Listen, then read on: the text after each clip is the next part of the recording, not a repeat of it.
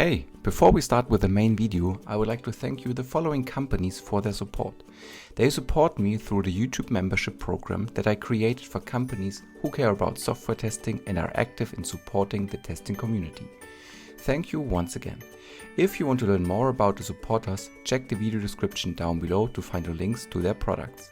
If you miss your logo on this page, follow the QR code or send me an email. Happy testing, and now back to the main video.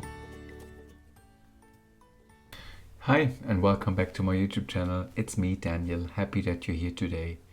In today's video, I would like to talk about a really nifty tool that every web software tester should know of. And I hope you know the tool already. If not, you will learn something new. In case you know the tool, you might find some new cool features that were just released with the tool. The tool that I'm talking about is called the developer tools of a web browser. They are like developer tools for Chrome, for Firefox and Safari, and also other browsers on the market. And it's a huge opportunity for you as a software tester to make use of this free tool that comes out of the box with every modern web browser for you to use to test your application, to gather some more insights about the product that you are going to test, to modify something on the product, to verify how the product behaves and stuff like that. For me, it's always a source of valuable information that I can use in order to talk to developers, to give feedback, or to ask questions in case I don't understand what's going to happen over here, right? So that's really cool stuff. So in case you haven't used it before, you have to dig into the developer tools that are provided on the market for software developers and also provided by the browsers. So let's have a look. I prepared a little demo for you that is relying on the Chrome Developer Toolkit. It's similar things and similar features that is available on other browsers like Firefox and Safari and so forth. So depending on which browser you work most with, pick the right developer settings or tools for you to get some more details.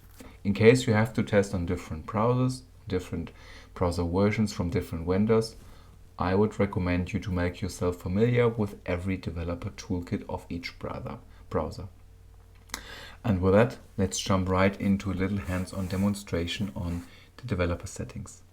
So as you can see on the screen, I opened up like the developer.chrome.com, and you get like the documentation of the development toolkit.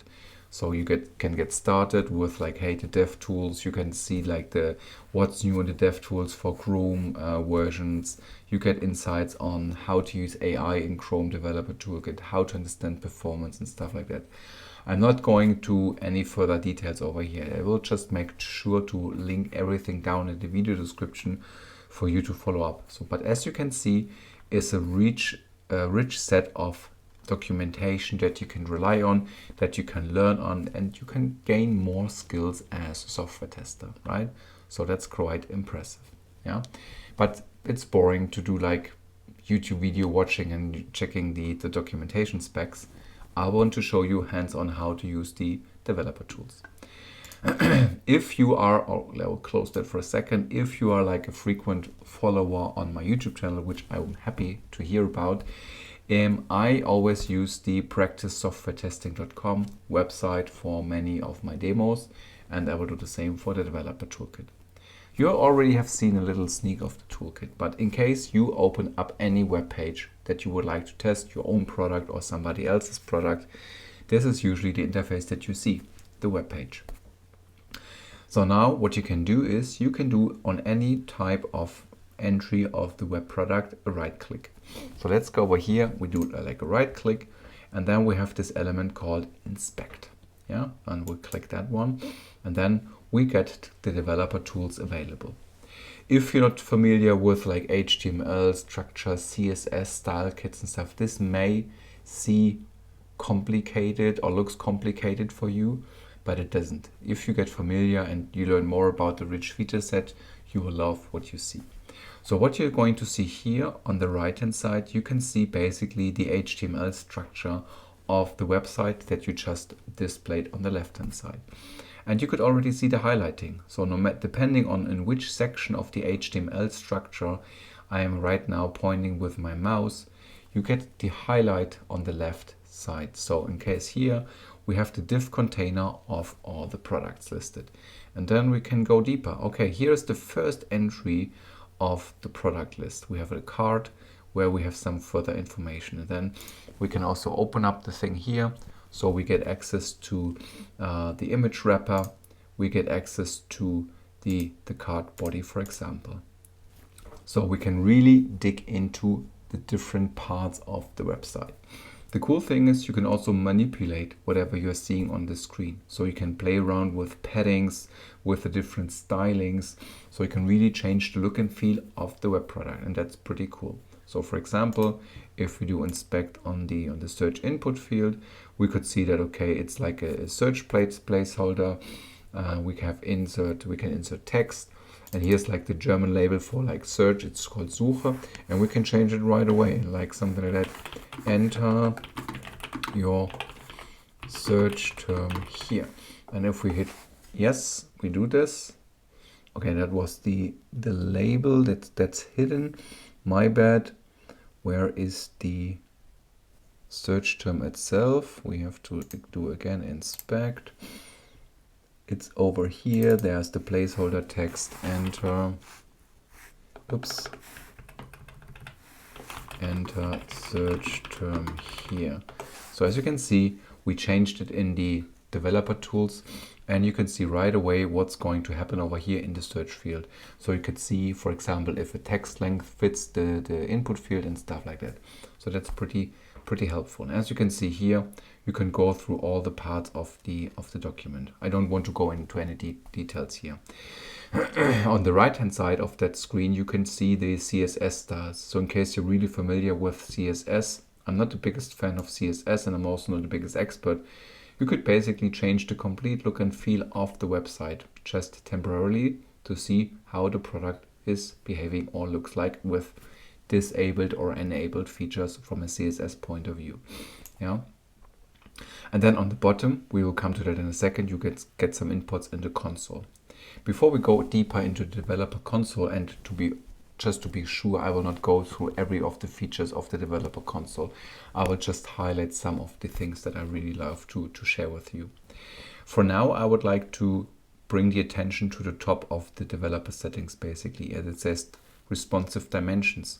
So either you use this slider here to change the layout of your product to see if you have a responsive design, to test the little breakpoints, for example. So here we have the mobile view to just see how the menu structure works and how it looks like, for example, on a tablet or on a big screen. You could see that we're just changing X and Y coordinates over here. However, you can also enable that menu and you can say, I would like to see how this looks, how my product looks like on an iPhone 14, for example. You hit that button, you get the dimension of an iPhone 14. There you go, you can check it over there. And that's pretty amazing. iPad Pro, different dimensions, different testings, really quick and super easy to set up. Then on the more right hand side, we have the throttling.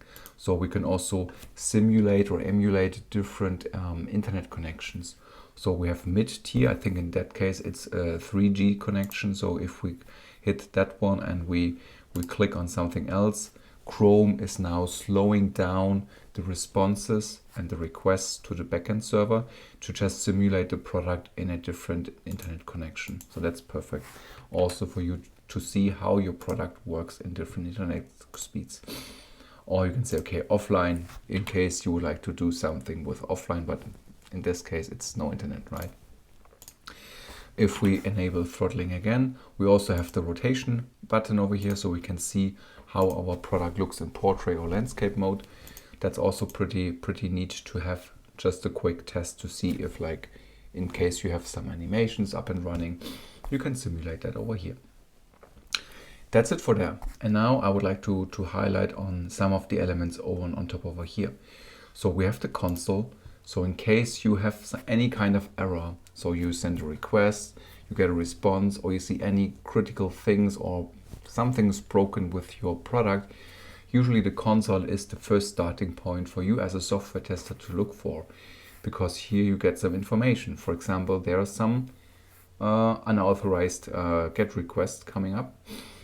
You have an error that says unauthorized, but maybe it's because I'm not signed up to that product for now. It may look different for your product. And with the latest updates of the developer tools, at least for Chrome, also AI comes into place, and that's pretty neat, to be honest. So in case you don't know what that error means, for example, you can do like a right click on that error and say, okay, understand this error. You click the button and then AI is coming into place and is giving you some examples. Understand console messages with AI. I say, okay, yes, continue. And now it's explaining me the problem that we're seeing here. It says, okay, the error message indicates that the application tried to fetch user data from the specific API endpoint, but the server rejected the request with an 4.1 unauthorized status code. And then you get some more how to verify suggested to fix. And that's pretty super cool from my point of view, right? Just to have like AI as your companion, as your co-pilot to help you analyze the broken console inputs, for example. And you could also ask like for more questions depending on what that error means, for example. And also on the bottom side, you have AI assistants. So you can also right away ask AI about CSS style, network issues and stuff like that. So it's also pretty handy that this comes into place now for the Chrome developer tools. What else do we have? We have the source section over here. So you could already see like what kind of scripts being executed, the images, what images do we have on the website. You could really direct access to that site. You can also verify dimensions of the images, really simple with Chrome developer tools. You can check the sizes, if they're too big, too small, stuff like that, yeah. On the network tab, you could see, in case you are like reloading, you can see the requests and the responses coming from the website and from the backend, and you could see like how many milliseconds or seconds the product takes in order to deliver the first impression to a customer. And here we can see that we have like 35 requests, we have 6.1 kilobyte of data transferred, some almost 2 megabytes of resources have been sent back and forth. We have finished the whole load of the product in 5.2 seconds. We have the DOM content load time, we have the load time in milliseconds and stuff like that. So you really get some neat insights as well on the network performance. You could also check the status codes that each of the scripts is giving out.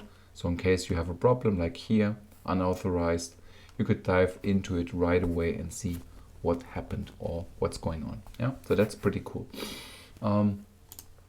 You also have performance metrics. So in case you would like to get some information about load metrics, it says, okay, the largest contentful paint is like 0.31 seconds. You have interactions, you have layout shifts as well. So you get again some insights on which parts load more and not. You get also memory heat map that you can create like a heat snapshot, see what is using most of the memory. So we can take the snapshot and then we can get some information about the retained sizes and stuff like that. So also pretty cool. For now, I would like to show you one more thing for that video and for that demo today, and that's called the Lighthouse part. And that's pretty cool as well. Because with Lighthouse, you can generate reports based on the navigation, timestamp, snapshot. You can pick the mobile or desktop, and then you can pick the categories. Should Lighthouse test your product in terms of performance, accessibility, best practices, whatever best practices mean here, or SEO? And then we just say, okay, let's stick to accessibility. So as you can see, it already did some accessibility checks. It was pretty fast. And it says, okay, this product is 100% accessibility. Yeah, cool. You get a report, so you can check right away what happened here in terms of accessibility. In case your product is not like accessible enough, you would see a different score, let's say 70%, 80%, and then Chrome Developer Tools will give you some guidance on how to get the stuff fixed. And that's really great. If we go back to create a new report, for example, we could say, okay, we would like to check for performance. Yeah, we do analyze of this as well. So it says auditing the product. So you can see it's doing some magic, running some scripts to see how the performance is. And in this case, we only have 69 of total of 100, and we get some information like, okay, we have some first contentful paint. It took 2.6 seconds. It might be long, and the longest point was 7.6.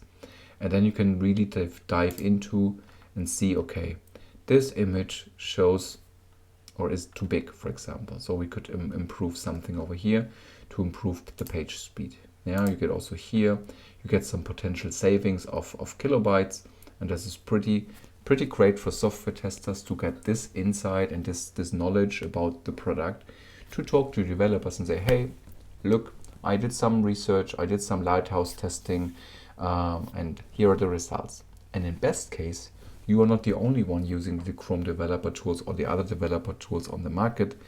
In best case, it's the best friend of your developers, and they use this right away while they're coding, while they're debugging, and while they're testing their own product. They could use Lighthouse, they could use the AI, they could check the console for any kind of weird stuff. They could check the network performance and the like to make the product even better. Yeah. So for me, it's a really great tool. I'm always using the Chrome developer tools also sometimes if I'm not testing a product, just because I'm curious to see like, hey, what's going on with big brand websites, for example. Is everything clear? Is everything clean? Is there something to console? Or are there any hiccups that I could see and learn from? And yeah, with that, that's the video for today. Let me know, how are you using the developer tools on your daily basis? What is your favorite tool? Let me know down below in the comments, and the most favorite feature that you like most of the tools. I would love to hear from that, and also share with the community if you have other tools that you could recommend software testers to improve their software testing skills and also to give more insights to the product that we are going to test. With that, thanks for coming by, and see you next time.